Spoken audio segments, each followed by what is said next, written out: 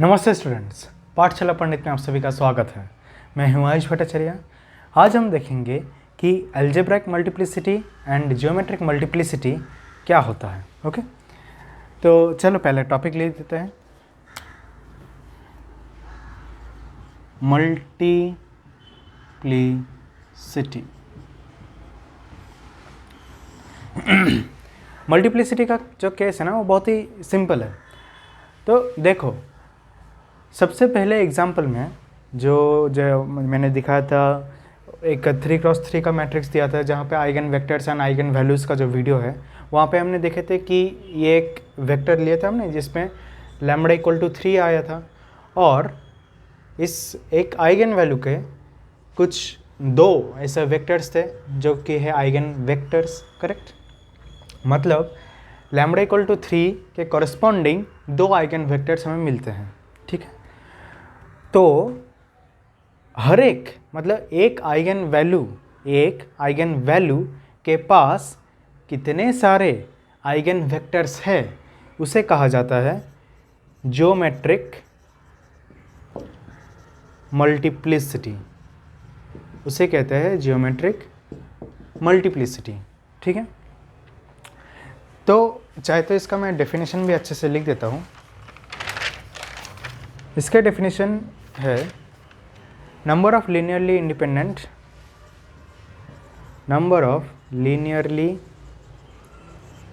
Independent eigen vectors associated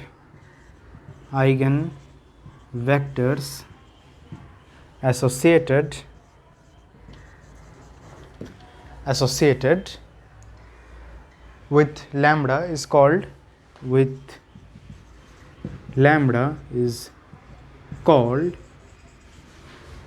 geometric multiplicity of lambda. ठीक है, तो उस लैम्बडा के पास कितने सारे ऐसे आइगन वेक्टर्स है उसे कहते हैं ज्योमेट्रिक मल्टीप्लिसिटी। ठीक है, चाहे तो मैं इस पहले एग्जांपल का समझा देता हूँ। पहले एग्जांपल में हमने देखा था ना कि a equals 4 2 3 then -1 1 -3 and finally 2 4 9। फिर u हमने देखे थे कि -2 1 0 है एंड v हमने देखे कि -3 0 1। ठीक है, ये हमने देखे थे, और हमें ये भी पता चला कि a u is equals to 3u होता है एंड साथ ही साथ a v is equals to 3v होता है। तो लैम्बडा इज इक्वल्स टू 3 के पास दो आइगन वेक्टर्स हैं u एंड v। तो इसका लैम्बडा इक्वल टू 3 का ज्योमेट्रिक मल्टीप्लिसिटी कितना होगा? 2 होगा। क्यों? क्योंकि दो आइगन वेक्टर्स हैं। ठीक है, तो इसे कहते हैं ज्योमेट्रिक मल्टीप्लिसिटी कि हर एक लैम्बडा के पास कितने सारे आइगन वेक्टर्स मौजूद हैं। ओके, अब देखते हैं कि अलजेब्रिक मल्टीप्लिसिटी क्या होता है। ठीक है, ये समझ में आ गया ना ये केस? ठीक है, तो अभी इसे मैं इरेज कर देता हूँ।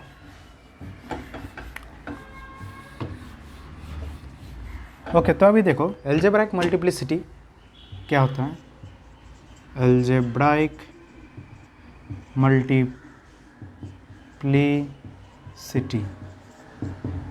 मल्टीप्लिसिटी का मतलब है कि नंबर ऑफ अलजेब्रिक मल्टीप्लिसिटी का चाहे तो प्रॉपर डेफिनेशन भी लिख देता हूँ। Number of times an eigen value is repeated, number of times an eigen value is repeated as a root of characteristic equation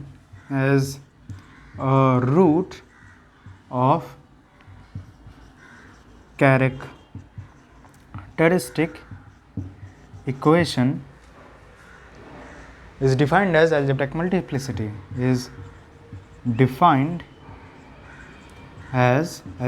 multiplicity ठीक है, मतलब कि जैसे कि चलो एक एग्जांपल ही दे देता हूँ। यहाँ पे 1 2 2 3 लिखा हुआ है। ठीक है, जस्ट मिनट, 1 2 2 3 लिखा हुआ है, यहाँ पे 0 0 0 0 0 0, यहाँ पर ऐसे कुछ भी चाहे तो 1 2 3 4 5 6 लिख देता हूँ, ठीक है। तो इसके आइगन वैल्यूज़ क्या है, इसके आइगन वैल्यूज़ क्या है, जैसे कि मैंने बताया कि अगर ट्रायंगुलर मैट्रिक्स है तो फिर उसके जो डायगोनल एलिमेंट्स है वो इसका आइगन वैल्यूज़ है। सो 1 2 2 एंड 3 है उसका आइगन वैल्यूज़, करेक्ट। तो इधर हम देख सकते हैं कि यहाँ पर वो दो जो 2 है, ठीक है, लैम्बडा इक्वल्स टू 1 के लिए am कितना होगा, अलजेब्राइक मल्टीप्लिसिटी 1 ही है। लैम्बडा इज इक्वल्स टू 2 के लिए, लैम्बडा इज इक्वल्स टू 2 के लिए हम देख सकते हैं कि उसका जो अलजेब्राइक मल्टीप्लिसिटी है, मतलब कितने बार रिपीट हो रहा है, 2 बार रिपीट हो रहा है, तो अलजेब्राइक मल्टीप्लिसिटी उसका 2 हो जाता है। लैम्बडा इज इक्वल्स टू 3 के लिए वो कितने बार रिपीट हो रहा है, सिर्फ एक ही बार, तो am इज इक्वल्स टू 1। इसे कहते हैं algebraic multiplicity and geometric multiplicity, ठीक है। सो नाउ ये तो क्लियर हो गया, समझ में आ गया। यहाँ पे मैंने कैरेक्टरिस्टिक इक्वेशन क्यों कहा, क्योंकि मतलब समझ ही सकते हो, सोचो मैं इसका अगर हम कैरेक्टरिस्टिक इक्वेशन निकालें तो कुछ इस तरह से आएगा, lambda minus 2 square lambda minus 1 lambda minus 3 equal to 0, ठीक है। तो ये जो रूट्स है, रूट्स निकल जाएंगे ना इसके, इस जो मैट्रिक्स है इसका अगर कैरेक्टरिस्टिक इक्वेशन निकाले तो यही आएगा, और इसका अगर रूट्स निकाले तो 2 2 1 3 आएगा। जो 2 2 बार रिपीट हो रहा है इसलिए am 2, 1 एक बार ही आ रहा है 1, 3 एक बार ही आ रहा है इसलिए 3। Clear, okay. तो इतना क्लियर हो गया अलजेब्रिक मल्टीप्लिसिटी और ज्योमेट्रिक मल्टीप्लिसिटी क्या होता है। अब देखो, अब बात यह है कि am हमेशा ज़्यादा रहता है किसी भी gm से, ठीक है। याद रखना am किसी भी आइगन वैल्यू का होता है और gm भी किसी एक आइगन वैल्यू का होता है, ठीक है। तो am हमेशा ज़्यादा रहेगा gm से, मतलब अगर सोचो कि लैम्बडा इक्वल्स टू 1 है और वो जो सोचो, चलो इधर ही इसका इसमें ही देख लेते हैं, ठीक है। ये दिख रहा है हमें am इक्वल्स टू 1 2 एंड 1, तो इसके पास या तो एक हो सकता है आइगन वेक्टर हो, या फिर हो सकते हैं कि 2 आइगन वेक्टर्स हों, ठीक है, दोनों हो सकते हैं। या तो एक आइगन वेक्टर है इसके पास या फिर 2 आइगन वेक्टर्स है, मतलब उसका gm या तो 1 रहेगा या फिर उसका gm 2 रहेगा। इसके पास सिर्फ एक ही आइगन वेक्टर होगा, ठीक है, इसके पास सिर्फ एक ही आइगन वेक्टर होगा और इसके पास भी सिर्फ एक ही आइगन वेक्टर होगा। ऑलराइट, तो हमेशा am is greater than equal to gm होता है। अब सोचो कि अगर am 1 हो जाए तो gm को भी 1 ही होना पड़ेगा। ऐसा नहीं कि gm 0 कर दिया, क्योंकि gm 0 होने का मतलब क्या है कि कोई हमने ऐसा वैल्यू लिया जिसके पास आइगन वेक्टर ही नहीं है, तो अगर वो आइगन वेक्टर ही नहीं है तो वो आइगन वैल्यू कैसा होगा। करेक्ट, लैम्बडा अगर कोई आइगन वैल्यू है जिसके पास कोई आइगन वेक्टर ही नहीं है तो फिर ये तो आइगन वैल्यू ही नहीं है। करेक्ट, तो इसलिए am अगर 1 है तो gm को 1 होना ही पड़ेगा। ये एक अलग प्रॉपर्टी है, तो इस बात को याद रखना। ओके, तो एक काम करते हैं, एक क्वेश्चन ले लेते हैं, ठीक है। एक ही क्वेश्चन लेंगे इसमें, ये इजी टॉपिक है और इससे पूरा क्लियर हो जाएगा। मैं इसे इरेज कर दे रहा हूँ।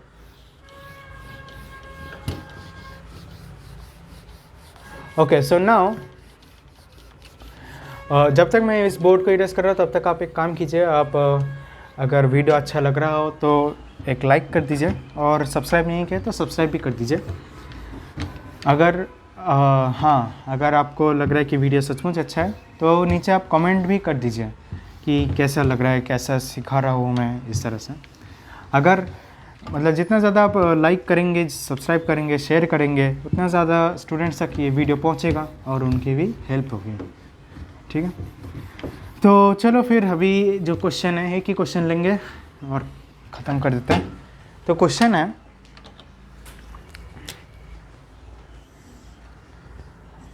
है कि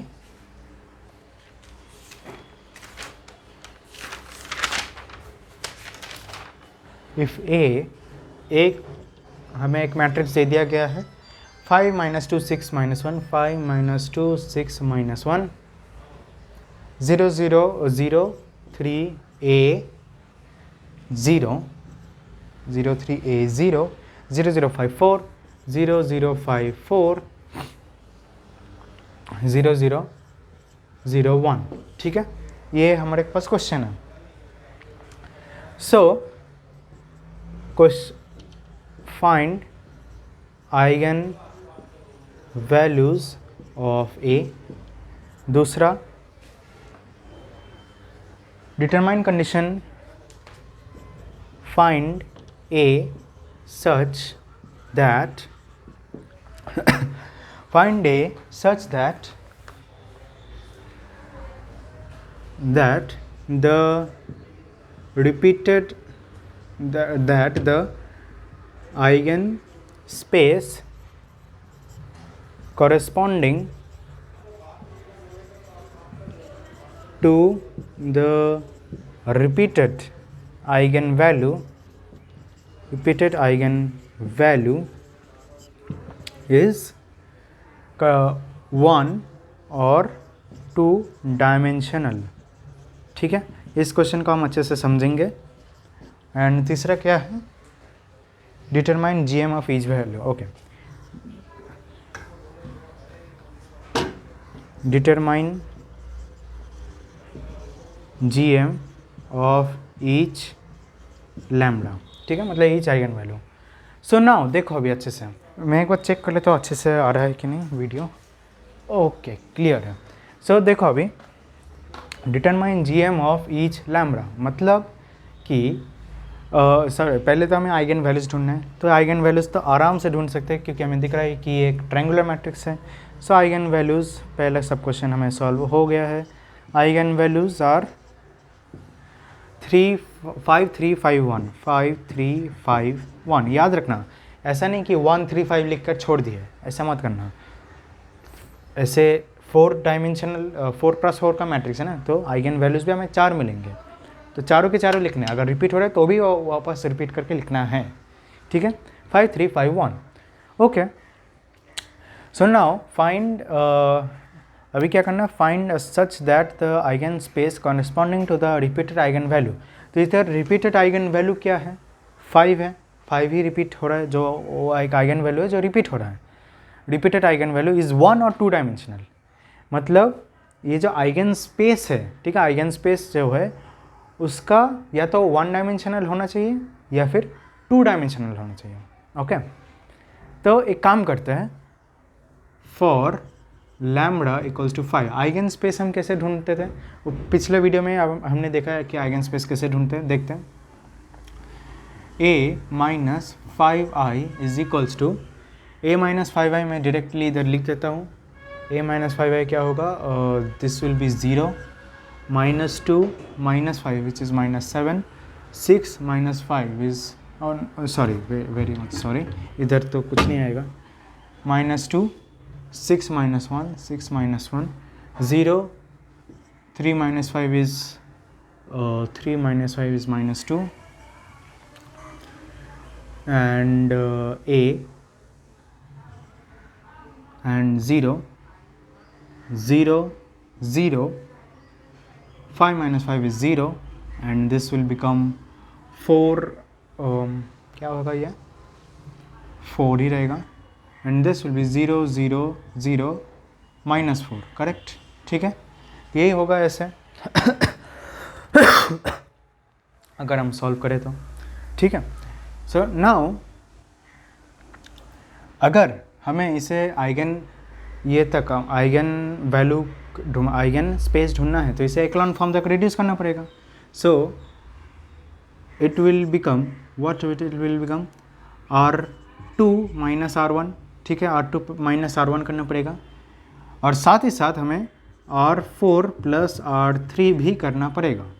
तो देखते हैं, 0 minus 2, 6 minus 1, 0, minus 2 minus 2, minus 2 plus 2 0, a minus 6, 0, 0 minus minus 1 means plus 1, and 0, 0, 0, 4, and this will 0, 0, 0, 0. Correct, हमें मिल गया है. ठीक है, तो अभी हमें क्या ढूंढना है कि a के कौन से वैल्यूज़ ऐसे हमें चाहिए. ठीक है, a के हमें ऐसे कौन से वैल्यूज़ चाहिए जिसके लिए जो आइगन स्पेस है वो वन डायमेंशनल हो, ठीक है। पहले वन डायमेंशनल का ढूंढते हैं।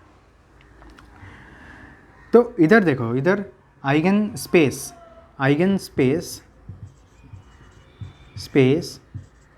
फॉर लैम्बडा इक्वल्स टू क्या है 5, ठीक है। Eigen space for lambda equals to 5 is null space is equals to null space, ठीक है। या फिर इधर ऐसे कर देते हैं, is equals to null space of A minus 5i, correct. Eigen space is null A minus 5i, चाहे तो पिछला वीडियो एक बार देख लो, उधर मैंने बताया था कि आइगन स्पेस कैसे ढूंढते हैं। ठीक है। So nullity of A minus 5i is equals to dimension of eigen space lambda equals to 5, correct. यही हमें चाहिए ना कि आइगन स्पेस का हमें 1 और 2 डायमेंशनल करना है, तो हमें नलिटी निकालना पड़ेगा A माइनस 5i का।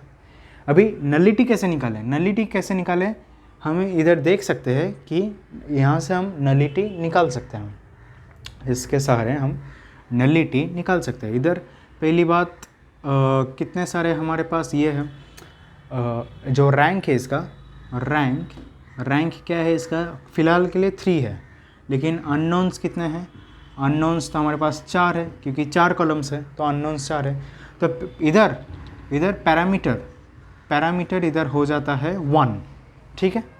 अगर हमें पैरामीटर 1 हो रहा है तो इसका मतलब, इधर अगर पैरामीटर 1 हो रहा है तो इसका मतलब कि ये नॉन ज़ीरो है, ठीक है। पैरामीटर 1 होने का मतलब क्या है कि नलिटी 1 आना का मतलब क्या है कि आइगन स्पेस का जो डायमेंशन है वो 1 है। तो अगर डायमेंशन ऑफ आइगन स्पेस 1 है तो फिर हमें इसे नॉन ज़ीरो करना पड़ेगा, so for 1 dimensional A minus 6 is not equal to 0, ठीक है। A minus 6 is not equal to 0, therefore A is not equal to 6, और A is equals to R minus 6, ऐसे करके, ठीक है। अगर हमें 1 डायमेंशनल चाहिए था, अगर हमें 2 डायमेंशनल चाहिए, ठीक है, अच्छे से देखो अभी, अगर हमें 2 डायमेंशनल चाहिए तो हमें इसे ज़ीरो करना पड़ेगा, ठीक है। चाहे तो दूसरे मार्कर से मैं दिखा देता हूँ, इसे हमें ज़ीरो करना पड़ेगा। अगर ये 0 हो गया, ठीक है, 0 0 0 1 हो गया, तो फिर इसे भी मैं 0 कर सकता हूँ, इस पार्ट को कैसे, R3 माइनस 4 R2। अगर ये 0 हो गया तो R3 माइनस 4 R2 करूँ तो क्या होगा, ये भी तो 0 हो जाएगा, ये पूरा 2 रोज 0 हो जाएंगे। अगर ये पूरे 2 रोज 0 हो जाएंगे तो पैरामीटर्स 2 हो जाएंगे, मतलब नलिटी 2 मतलब आइगन स्पेस का डायमेंशन 2, और वही हमें चाहिए। So for 2 dimensional A minus 6 is equals to 0, therefore A equal to 6, ठीक है। क्लियर हो गया ना कि यहाँ पर A अगर हमें इसे नॉन ज़ीरो रखे तो फिर ये पैरामीटर 1 ही देगा, ठीक है, मतलब नलिटी इसका 1 रहेगा। लेकिन अगर हम इसे 2 डायमेंशनल करना है, मतलब नलिटी 2 करना है, तो फिर इसे 0 कर देना पड़ेगा, उससे ऑटोमेटिकली ये भी 0 हो जाएगा, और इसके बाद हम उसे मतलब बोल सकते हैं कि वो एक 2 डायमेंशनल है, क्योंकि नलिटी 2 हो जाएगा। ऑलराइट, सो यही था सेकंड क्वेश्चन, आई गेस यही था ना। हाँ, सेकंड क्वेश्चन का आंसर हमें मिल चुका है, वो है कि this. Alright, okay, clear. Okay, so now जो थर्ड सब क्वेश्चन है उसके हमें कैसे सॉल्व करना है, तो देखो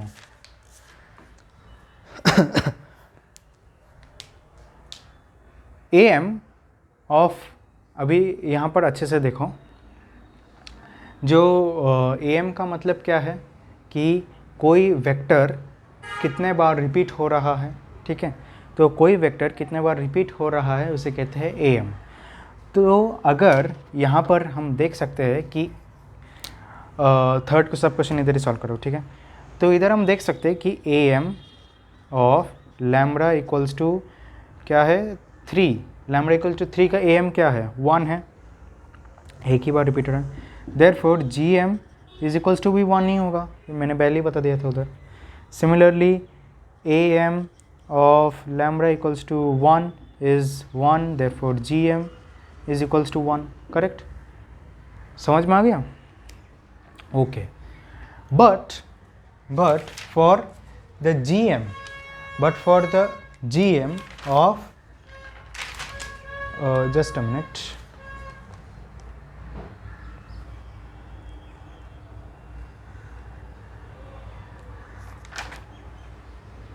ओके, सो GM अगर हमें ढूंढना है इसका 5 का, तो हमें दो अलग अलग वैल्यूज़ मिलेंगे, ठीक है, हमें दो अलग अलग वैल्यूज़ मिलेंगे।